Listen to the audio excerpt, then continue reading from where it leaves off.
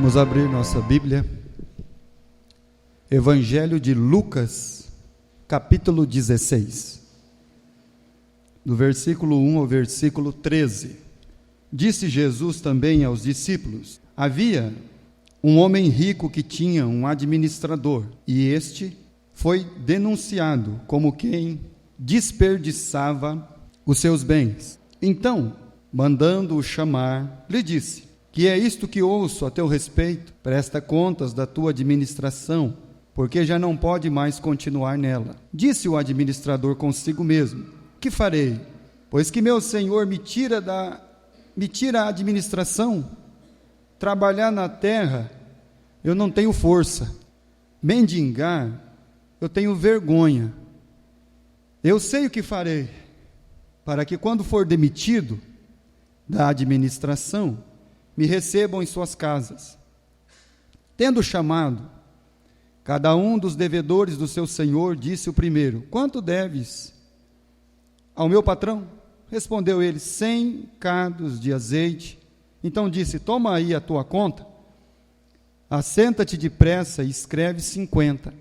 Depois perguntou ao outro: tu quanto deves? Respondeu ele: 100 coros de trigo. Disse-lhe: toma a tua conta e escreve 80. E elogiou o Senhor, o administrador infiel, porque se houvera atiladamente, porque os filhos do mundo são mais hábeis na sua própria geração do que os filhos da luz. E eu vos recomendo que das riquezas deste mundo iníquo fazei amigos, para que quando estas vos faltarem, estes amigos vos recebam nos tabernáculos eternos. Quem é fiel no pouco, também é fiel no muito. Quem é injusto no pouco, também é injusto no muito. Se, pois, não vos tornardes fiéis na aplicação das riquezas de origem injusta, quem vos confiará a verdadeira riqueza? Se não vos tornardes fiéis na aplicação do alheio, quem vos dará o que é vosso? Ninguém pode servir a dois senhores, porque ou há de aborrecer-se de um e amar o outro, ou se devotará a um e desprezará o outro. Não podeis servir a Deus e às riquezas. O Senhor Jesus está ensinando os seus discípulos, mas não somente os discípulos. O Senhor Jesus sempre tem ao seu redor aqueles que estão buscando ouvi-lo e aqueles também que estão buscando ocasião para poder surpreendê-lo. E Jesus sempre foi cercado dessas pessoas. Jesus sempre foi ali, meus irmãos, de alguma maneira, cercado por aquelas almas sedentas, que queriam mesmo ouvir sua palavra, que tinham ali, meus irmãos, como a gente gosta de dizer, tinha sede da palavra, né? Tinha desejo por ouvir a palavra de Deus, anseio. Mas também Jesus, ele era circundado daquelas almas, dos religiosos, que viviam mesmo se posando de uma interpretação de pessoa. Por isso que Jesus chamou eles do quê? De hipócritas, ou seja, um artista que se camufla conforme a necessidade. Então Jesus, ele foi circundado de muitos tipos de pessoas de várias religiões, de várias crenças, mas que iam ter com Jesus para ouvir o que o rabino, o nazareno, ele tinha para ensinar.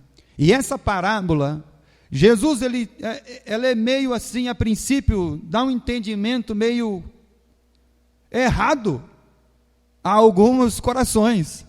A princípio, se nós não pararmos para analisar a parábola, ela traz uma conotação de que daqui um pouco os servos de Deus, eles têm que se parecer com o povo do mundo, cheio de astúcia e de armadilha. Não é isso que Jesus está dizendo.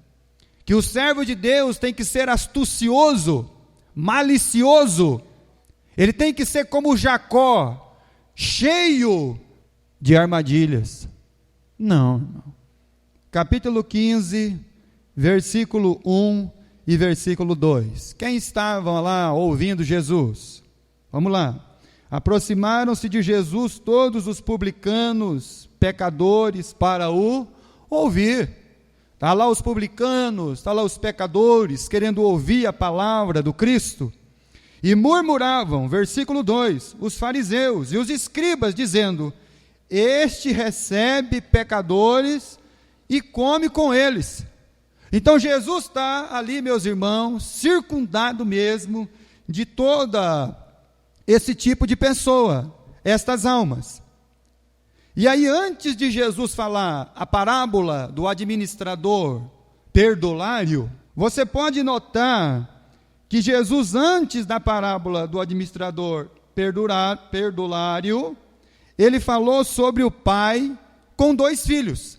Ele falou sobre aquele que saiu de casa, o mais moço, que pediu para o pai: eu quero a minha parte e eu quero ir embora.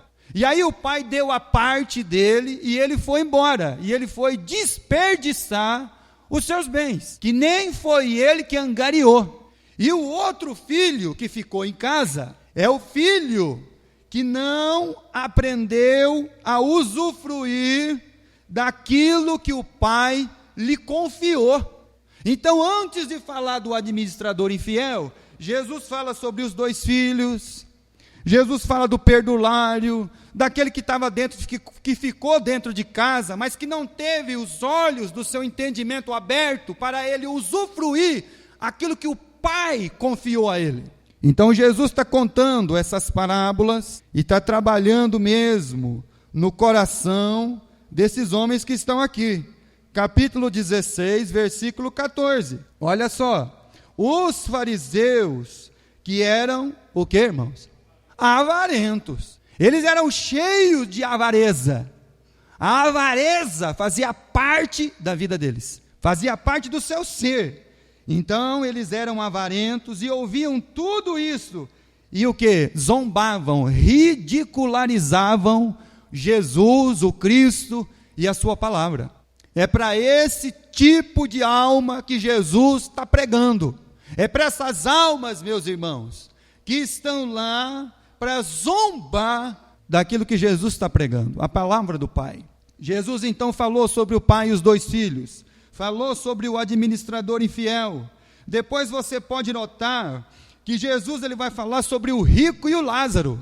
Um homem que tinha riqueza e um outro que já estava cheio de chaga.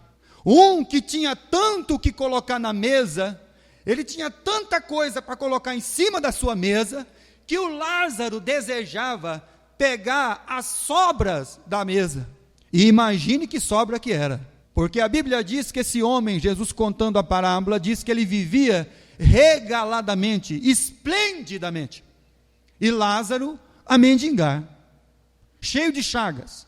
Os cães lambendo as chagas abertas. Versículo 1 do capítulo 16. Disse Jesus também aos seus discípulos: havia um homem rico que tinha um administrador, e este lhe foi denunciado como quem estava a desperdiçar, a dissipar, a defraudar os seus bens. Esse homem rico contratou um administrador para cuidar dos seus bens. Mas esse administrador, ele era um administrador relapso, um administrador perdulário, que estava mesmo ponhando a perder aquilo que não era dele.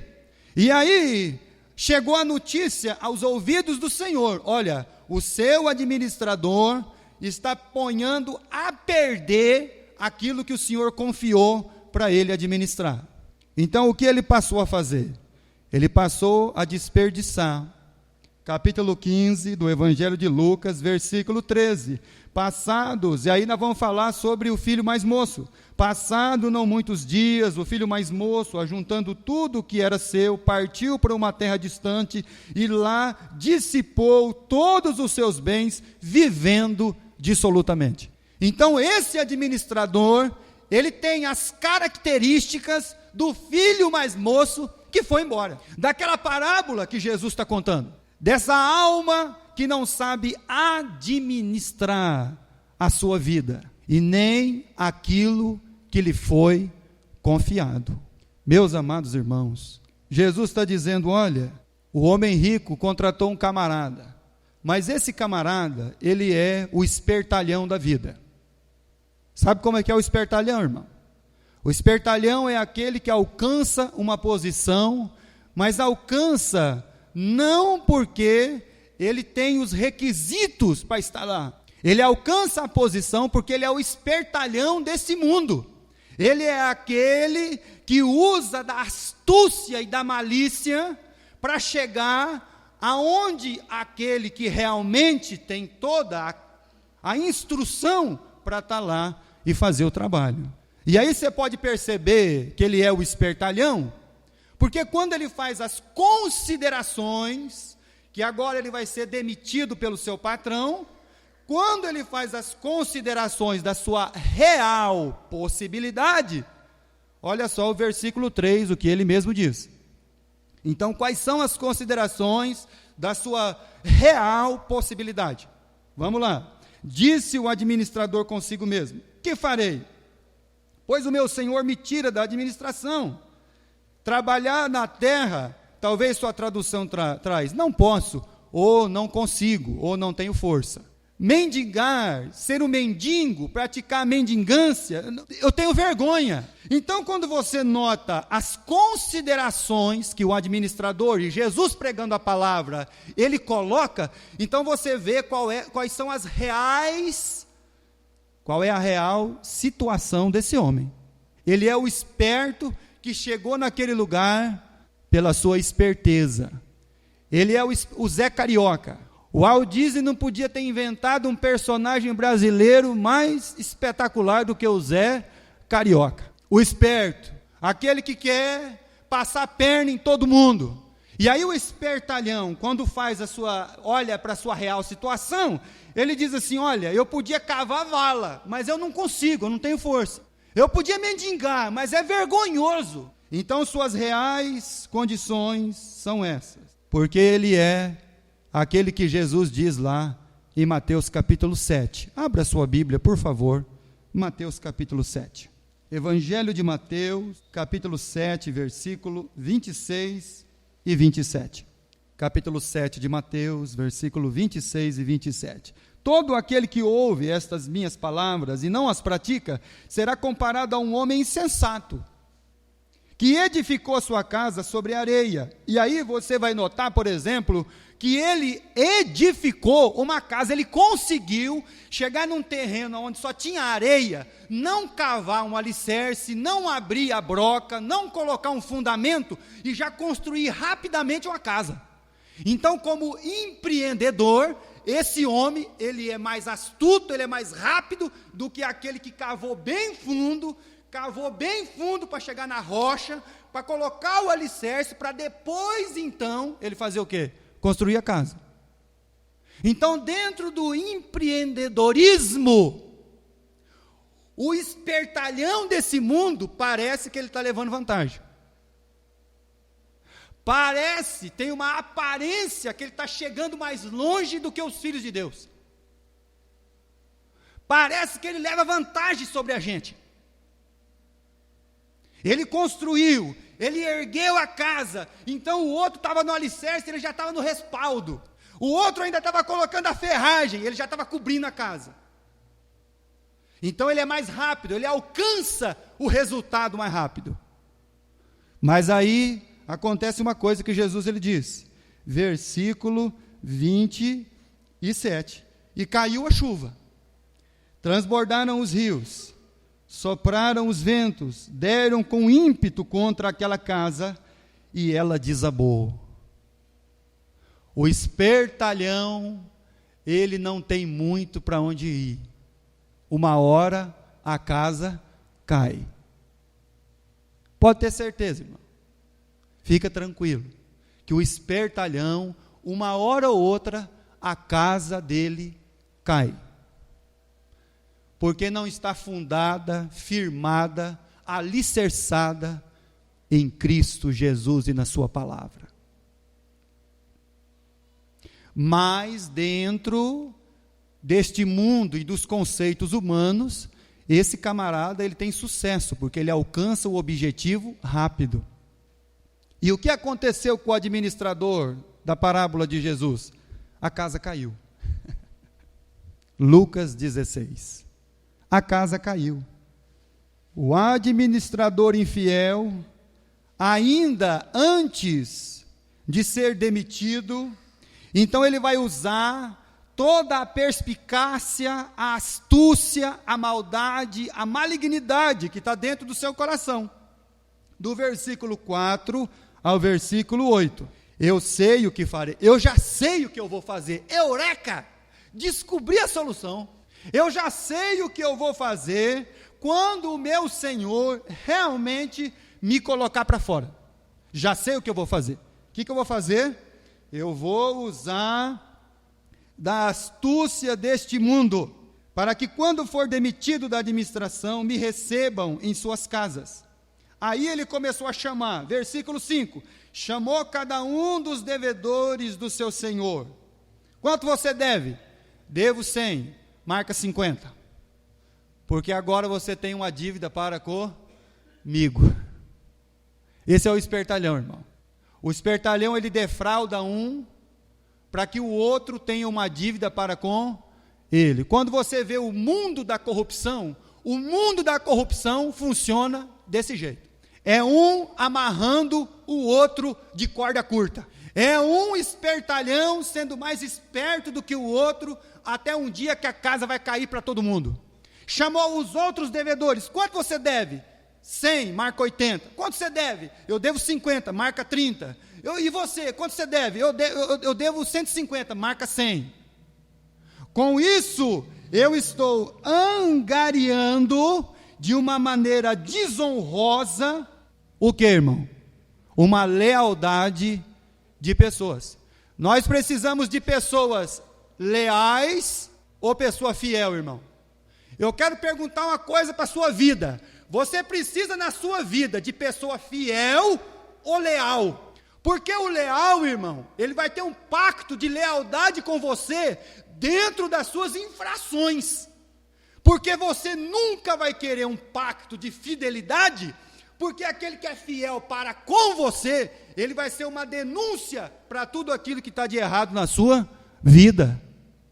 Então, por isso que esse homem está fazendo um pacto de lealdade.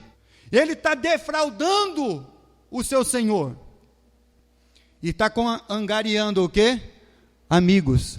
É isso que Jesus está mandando você fazer, irmão? É isso que Jesus está ensinando aí na parábola, irmão? Claro que não, irmão. E nós vamos chegar lá. Esse é o método desonroso. Esse é o método da lealdade e não da fidelidade. Esse é o método que eu angario uma comunhão com o infiel.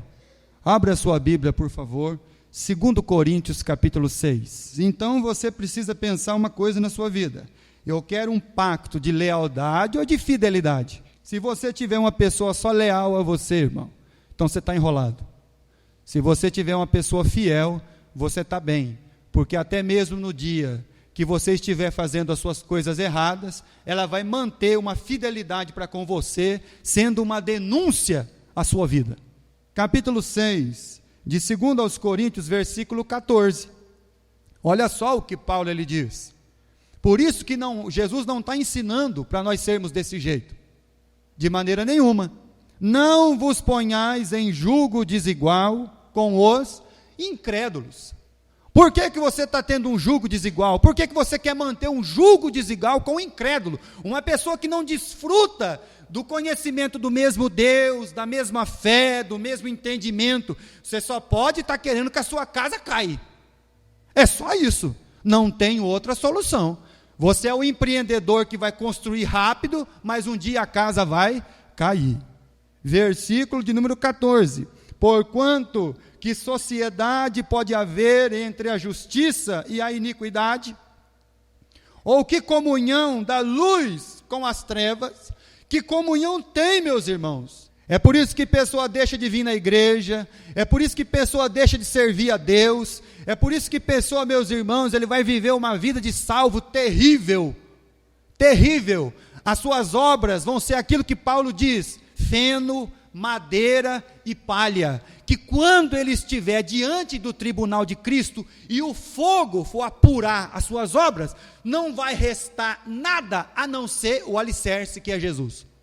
Porque suas obras vão ser ruins, terríveis, vai viver uma vida de sofrimento sobre esse mundo, porque você angaria uma comunhão, uma lealdade com os infiéis, e aí a sua vida vai ser um mar de sofrimento, e aí você não pode dizer um dia, que você não foi avisado, e você não foi alertado.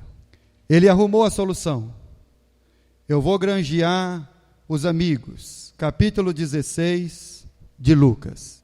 E aí Jesus, ele diz assim, versículo 8, e elogiou o Senhor, o administrador infiel, porque se houvera atiladamente, porque os filhos do mundo são mais hábeis na sua própria geração, do que os filhos da luz, os infiéis. Versículo 9, esse versículo aqui, vamos lá, e eu vos recomendo, das riquezas deste mundo iníquo, ou de origem iníqua, fazei amigos, para que quando estas vos faltarem, estes amigos vos recebam nos tabernáculos eternos.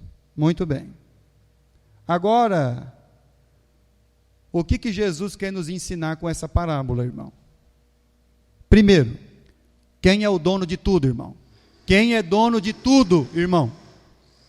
A quem pertence todas as coisas, irmão? Não importa se você tem papel, se você tem escritura, se você tem o recibo, não interessa, irmão. De quem é tudo, irmão? Fala para mim, de quem é? É de Deus mesmo, irmão. Tem certeza? Mas nós vivemos como não. Isso aqui é meu. Nós não vivemos assim não, irmão. E é isso que Deus quer falar conosco. De quem são todas as coisas, irmãos? Salmo 24. Abra sua Bíblia, por favor. Versículo 1. Salmo 24, 1. Ao Senhor pertence a terra, e tudo que nela se contém, o mundo e os que nele habitam, irmão. Então, de quem são todas as coisas, irmão? De Deus. Por isso que o Salmo 50, ele fala assim, os animais do campo são meus, Deus está dizendo. As alimárias das milhares são minhas. Tudo é meu. Mas nós ainda estamos vivendo como aqueles homens, vamos prestar atenção porque que Jesus está falando a parábola do administrador.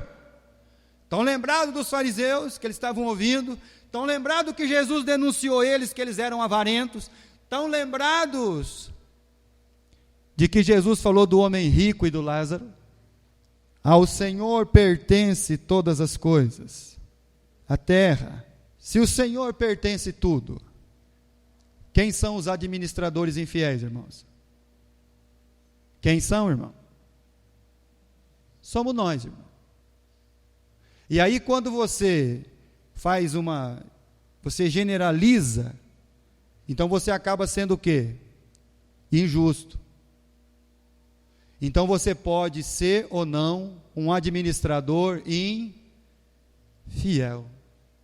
Você pode estar administrando bem ou mal aquilo que Deus tem te dado. Deus tem te dado a vida, os bens, talentos, dons, predicados, e você está administrando mal.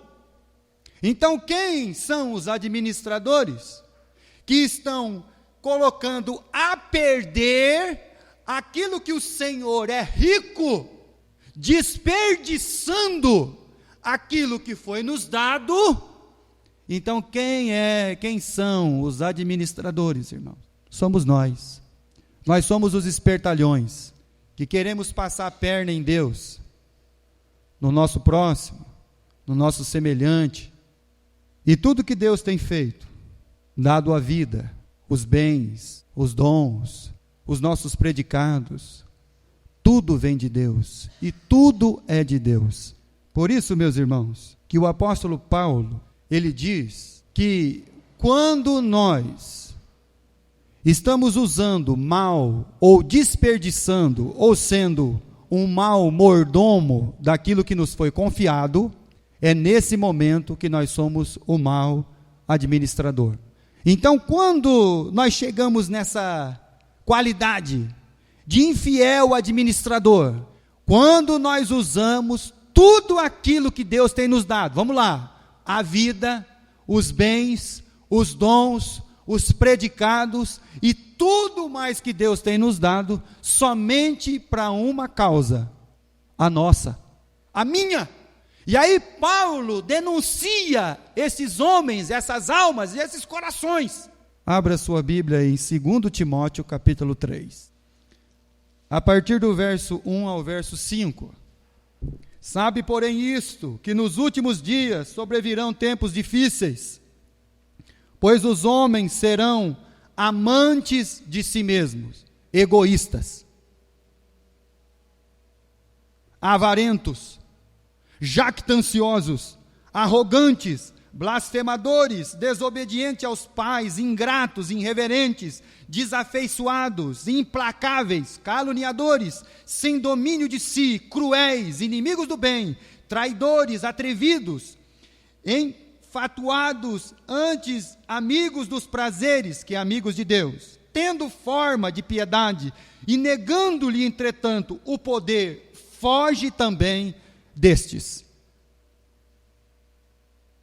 Então Paulo denuncia, quando nós somos os administradores infiéis, o lá da parábola, quando nós usamos tudo aquilo que Deus tem nos dado, a vida, os bens, os dons, os nossos predicados, tudo em favor de uma única pessoa, nós mesmos.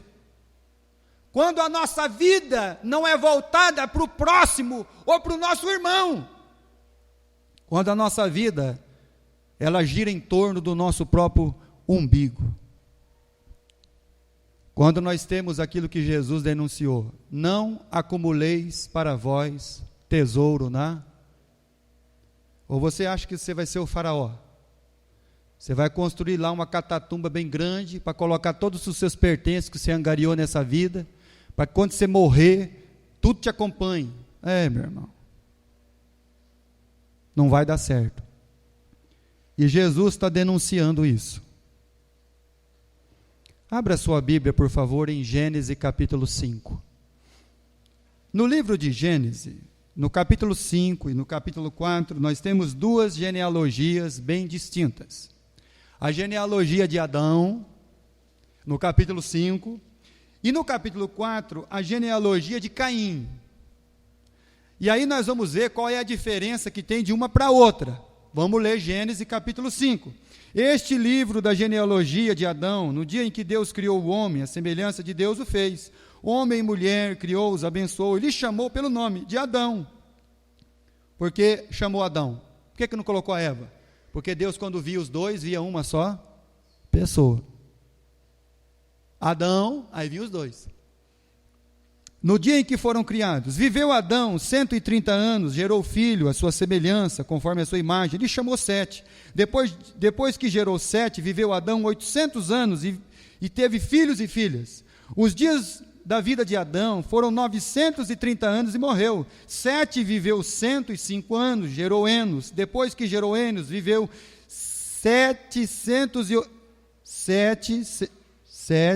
807 anos. Viveu 807 anos, e teve filhos e filhas. Todos os dias de Sete foram 912 anos e morreu. Enos viveu 90 anos, gerou a Cainã. Depois que gerou a Cainã, viveu Enos 815 anos, e teve filhos e filhas. Todos os dias de Enos foram 905 anos e morreu. Capítulo 4 do livro de Gênesis, versículo 17. E coabitou Caim com sua mulher, a concebeu e deu à luz a Enoque. Caim edificou uma cidade e lhe chamou Enoque, o nome de seu filho. Versículo 18. E Enoque E a Enoque lhe nasceu Irade, Irade gerou Meujael, Meujael gerou Metusael, Metusael gerou a Lameque. Lameque tomou para si 2 esposas, o nome de uma era Ada e a outra chamava Zila. Ada deu à luz a Jabal, esse foi pai dos que habitam em tendas e possui gado. O nome de seu irmão era Jubal, este foi o pai de todos os que tocam harpa e flauta. Qual que é a diferença aqui, irmão?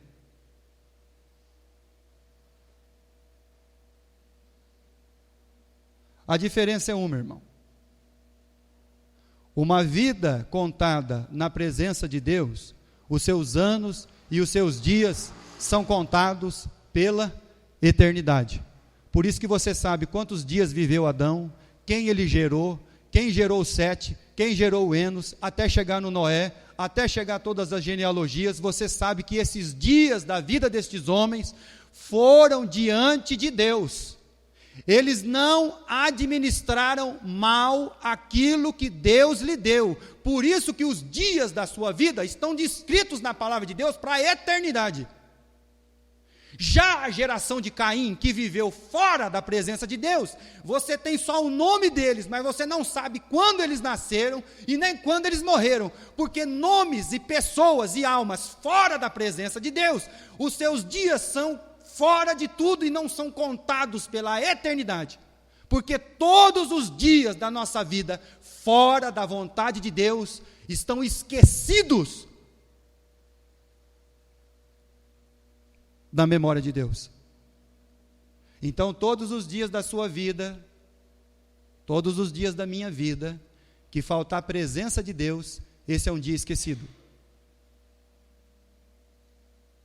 Que faltar a vontade de Deus é um dia esquecido. Que faltar o administrador fiel com aquilo que Deus tem dado, a vida, os bens, os dons,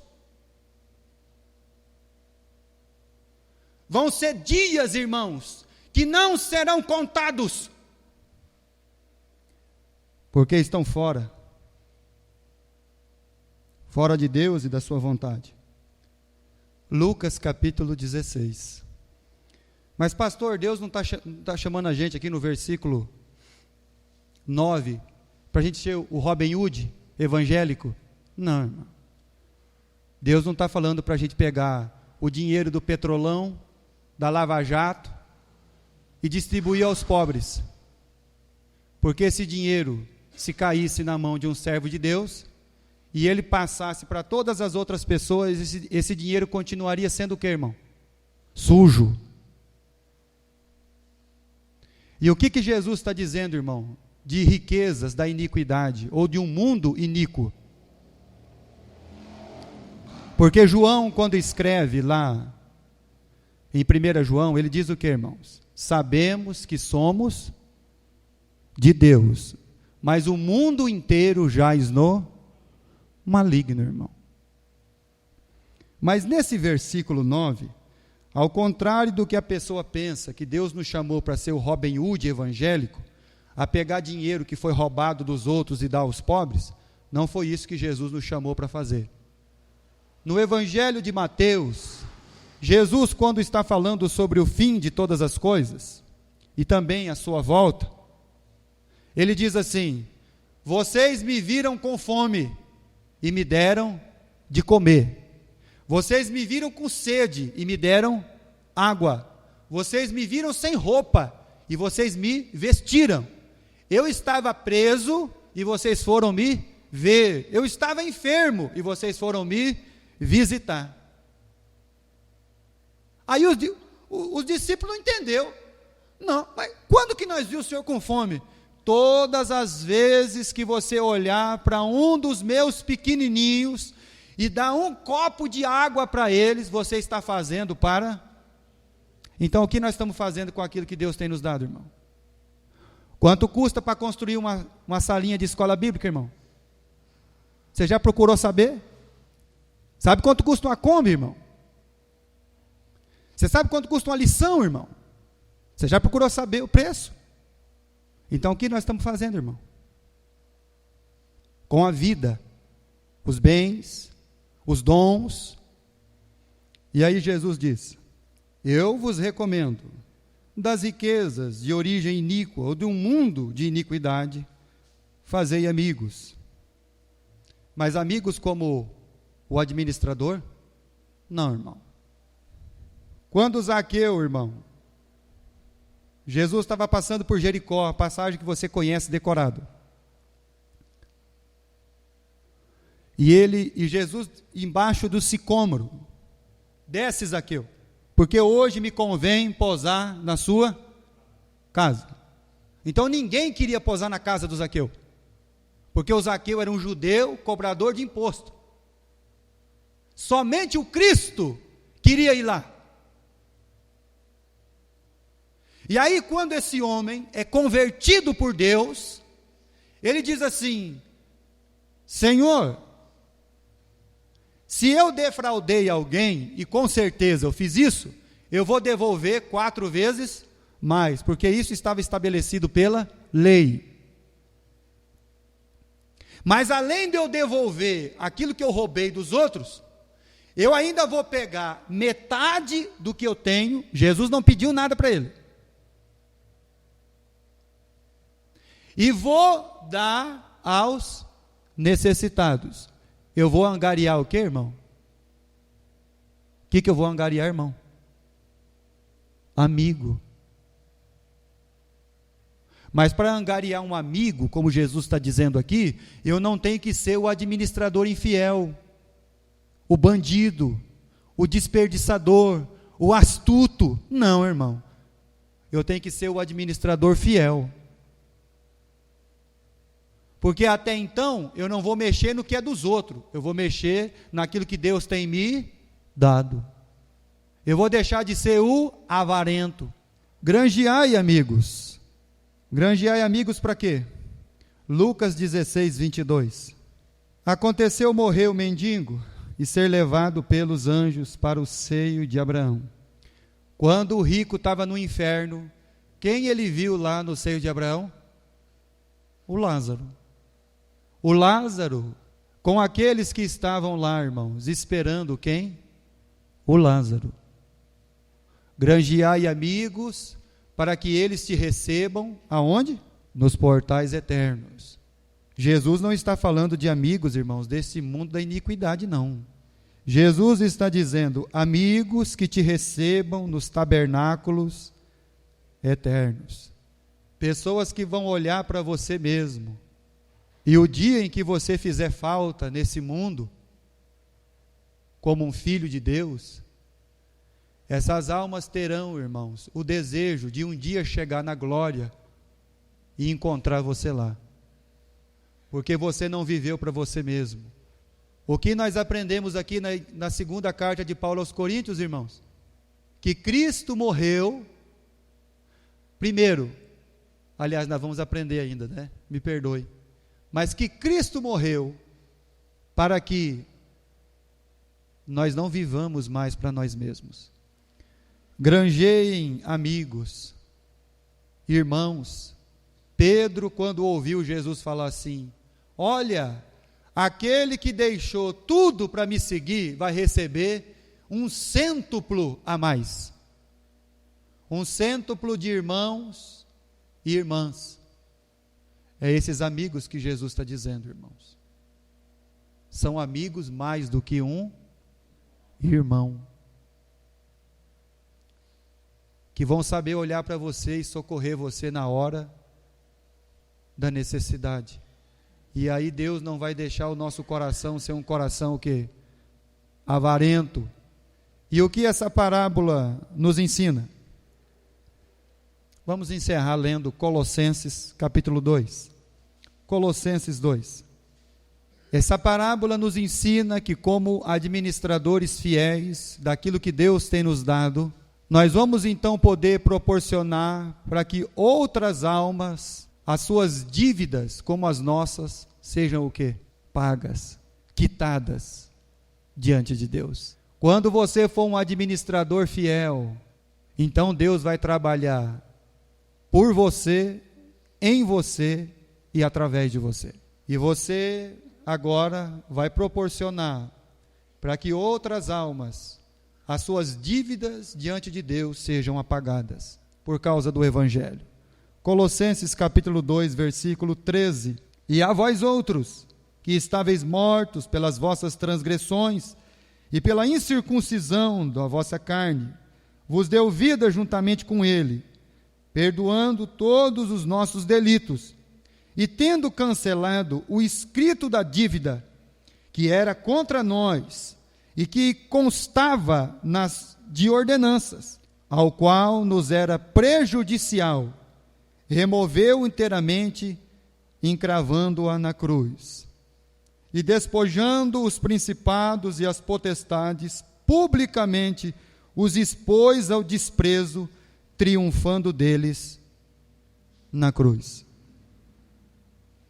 Uma outra coisa que essa parábola nos ensina, que através da nossa vida, como aquele que vai administrar, ou ser o mordomo daquilo que Deus tem nos dado, nós vamos poder, irmãos, através do Evangelho da nossa vida, proporcionar para que outras pessoas sejam, então, também perdoados, apagados, todas as suas dívidas diante de Deus. Agora você precisa colocar no seu coração qual administrador você vai ser. Como que você vai exercer a mordomia que Deus tem te dado? E o que Deus tem te dado? Os talentos. Enterrando os talentos. Pois é. Acumulando os bens. Fica tranquilo que a traça rói, a ferrugem corrói e o ladrão rouba.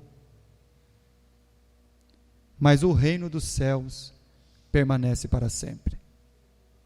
Amém, irmãos? Vamos ficar de pé e vamos orar ao nosso Deus.